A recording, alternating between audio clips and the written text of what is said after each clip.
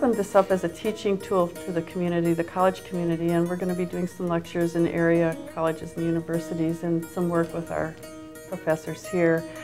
The catalog was designed by our visual communications department and produced, and the web design class is designing our website, ourforemothers.com. I often think of myself as somebody who does PR for dead women artists. So it's my job to promote them, but as Jane said, it's a pleasure. One of the more interesting women to talk for me as an artist was Lena Tierlink, who was a court painter for Henry VIII, the English king, Henry VIII, we all know him. And she started off as a young woman and was a miniature painter, and Deanne's actually wearing a miniature today. That little tiny paintings, these things were just miraculous if you get to a museum and are able to see them in person. I don't know how these women didn't go blind. Mm-hmm. And men also did miniatures, but it was traditionally a woman's job. But she's one of the first images of Elizabeth as princess is sometimes attributed to her. It isn't absolutely firm. These are just very simple representations I did of some of the images that are attributed to her or they think might be her work. But this was an interesting challenge for me because the only image we have of Lena is a small miniature. So it was a little tiny thing that I was working from. And it was when she was older, and it was when she was then a miniature to Queen Elizabeth I. A miniature painter, and so she had done the thing where she'd shaved the eyebrows and put the white stuff on the face and then taken her hairline way back like Elizabeth did. And she put little, red lipstick just in the center of her mouth. And I just fought that, and I thought, you know what, I gotta age her down a little bit. So the nose was, our noses continue to grow as we grow older. And her nose was a little bit longer and so on. And I pushed the nose up and I tried to imply a little bit of eyebrow there. I put in more naturalistic lips based on her portrait and sort of trying to ignore the red lipstick dot mouth. And I pulled the hairline down a little. And she was in a white powdered wig, so I just gave her red hair. And I think that's because of Elizabeth, So again, this was an emotional, personal kind of thing, but I thought if I put that on her and hung her in the gallery, our students would not be able to connect with her at all. Another artist that I had difficulty with in terms of the image is Catharina van Hemesen, who was 16th century Dutch painter. And her self-portraits, she looks like Dracula with this sort of V-shaped hair and these piercing eyes, and the irises of her eyes were just black, dark, dark, dark brown. And I really, again, fought with this, and I thought, the kids are going to come in here and they're going to be making jokes about Dracula. So I put more light in the irises of her eyes, and I softened the color of her hair a little bit, and rounded out her face a little bit more, and tried to, again, maybe paint more of what she probably looked like. Sometimes I think their interpretations in their self-portraits were rather severe, and I wanted to make her look a little bit more human. So, I did some wrestling with that image too, and I think she's far more interesting.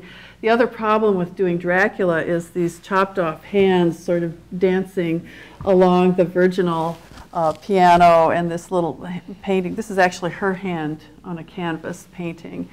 But with these sort of wild colors and things like that, I thought it would be pretty bizarre. These images actually are taken from some grotesques that were painted on the virginals, which was a harpsichord, I believe, Deanne.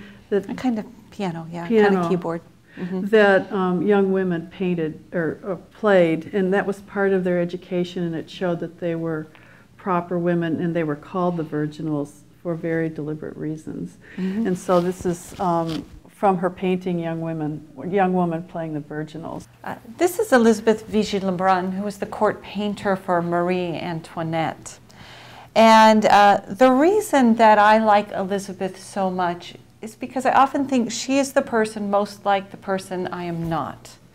And that is that in this image here, you see this very sweet girl that Jane calls the Breck girl. And this is the image that she wanted to portray, this kind of ideal beauty, which was associated with Rococo painting, which she was very good at. But Elizabeth was a vicious woman. And if she wanted something, she went after it, and she got it. So because of that, I have a great admiration for her. And one example of that is when she became a member of the Royal Academy of Painting and Sculpture in Paris. She was able to be accepted as a history painter. And that was because originally the members of the Royal Academy did not want to accept her. And since she's the court painter for Marie Antoinette, she actually had a little bit of an in there. So she went to her meeting knowing that she would be accepted as a member of the Royal Academy of Painting and Sculpture, and she brought history paintings with her. And because she brought those paintings, that was the level of painter that they accepted her into the Academy. So she took advantage of any situation. If there was one little loophole, if there was one little thing she could do to make the situation better for her, she did it. And that is how she worked the system. She really worked the system. This is Marianne Collot, and she was a sculptor, a French sculptor, and really one of the first women to become a sculptor, which was a very big deal because sculpting is not a tidy thing. A lot of the mediums that the women we study originally used were things like miniature and pastels, mediums that you didn't get dirty at, which was not appropriate for a lady. And so Marianne becomes a sculptor, and when Jane started this painting, I remember her saying that she was going to take this smock off of, this kind of smock off of her head. And I said, I don't think you should do that because that really represents the fact that she did something. She set a precedent for women artists. She did a great deal of work in her lifetime for the Russian courts, and she was known for the humanity, the individualism that she could capture in sculpture. I think today we can really relate to her because she actually ended her career because she made a choice to take care of her ailing father-in-law. So when we talk about women artists and how the issues that they faced are a lot of the same things we face today, I think of her when I think of all of my friends that I know that have given up their lives, or a great deal of their lives, to take care of their ailing parents. So she's another artist that we can relate to on a different level that is still contemporary. This is Rosalba Carriera. She was a very interesting woman to paint. Her family relied on her for financial support. And so I grew up, I had a mother who went to the Art Institute of Chicago, and I had early training even when I was 5 and 6. And so I had a lot of skill by the time I was older. And older like grade school and junior high and high school.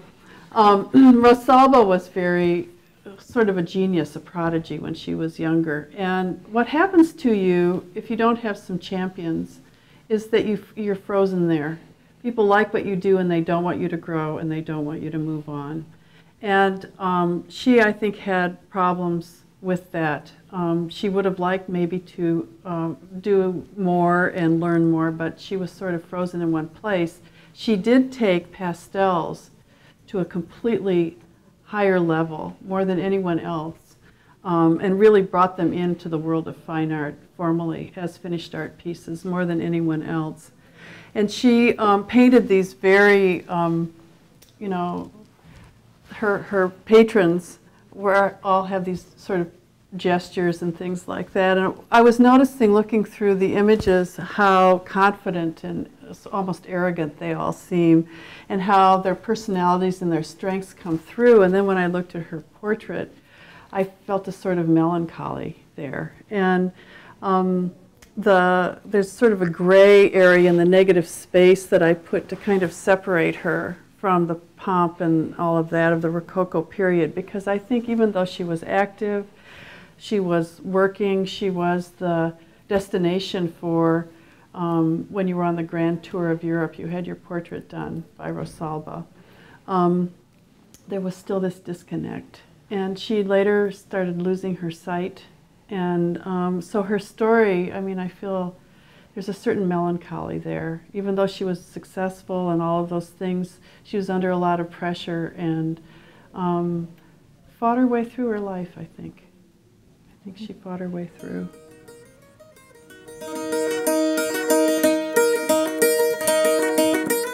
This is Mary Beal, and she was a portrait painter in England in the 17th century. And she's particularly compelling to me because early on in her career, her husband realized that she had more earning power than he did. So this led to setting up a shop in their home. And all throughout her career, she had the support of her husband. And he was fascinated with the mixing of paints, the colors. And she's also one of the most documented painters because he wrote down everything that she did. So she had a great deal of support from her husband. And then when her sons came along, they also helped her. One of her sons pursued art and became an artist. But when they were younger, they would do things like stretch canvases for her, prepare canvases for her. So in Mary's home, art was a family business. And I'm also very struck by how avant-garde this idea is in 17th century England. Well, you obviously have better earning potential than me, so why don't you go to work? And that's very contemporary today. I see that happening in a lot of homes, a lot of my friends' homes. So once again, it's about choices. We talked about Callot's choice to stay at home, and then Mary's family in its entirety decided that the better choice for their family was for her to be the person who worked for the household. I also used really hot red underpainting and cadmium yellow, backlighting and so on, and those sort of active brush strokes woven between her son, who's on the left, and her husband, who's on the right, because I kept thinking about this passionate woman and this visceral, engaging career that the family shared in Puritan England, where everything is just so, you know, and so I wanted to sort of describe that energy through the red energy of the brush. Well, the installation here are the first 25 women that we've studied. And we right now are saying that there will be a total of 75. Some of my favorite aspects about the installation are some of the things we've included which would have been in some of these paintings that were produced by our artists, such as the still life elements, the flower, the nautilus shell, reflective surfaces. I really think, though, that my favorite thing in the installation is the little mirror that Jane brought in that is framed so it fits right in with the paintings, but when the viewer looks at it, it's identified as a 21st century work in progress. The aims of our Foremothers, the aim that these women are here to help us and to support us and to provide examples for us, and not only for Jane and I, but for the individual who comes in and looks at the show and realizes that they also are pursuing careers which may be hard for them to pursue, and that they have all of those different roles.